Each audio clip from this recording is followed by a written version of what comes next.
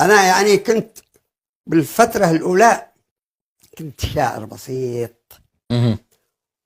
وكنت أجيب قصائد أعبر بها عن ما يعانوه المغتربين في الغربة، وعن ما يتعرضوا له لذل وإهانة. أنا واحد منهم مغترب. مهم. أي واحد يقول إنه ما تعرض لهذا الشيء فهو كذاب. المهم، كانت في البداية حقتي لما أنا يعني مثلا تزوجت، أول سفرة أسافر بعد الزواج، يعني وجدت نفسي إنه غصبا عني لازم أهاجر.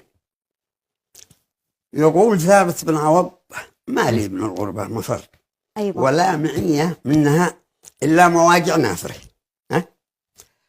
يقول: كم لي رفايق واصدقاء، ما حد على بالي خطر، سوى حبيبي له محبة وسط بالي خاطره. مهم. من شدة الحسرة بمحبوبي لفت نحوي وفر، مهم. أثر قد العبره المحبوب علي يا زاقره. ذاقر. يا صاحب البابور يا نازل على سيلة يهر، وقف لذا المسكين يطلعوا الطريق السابرة. ودعتهم والدم من عيني بيسكب كالمطر، لو ما كلام الناس لا حرمت العطار. نعم.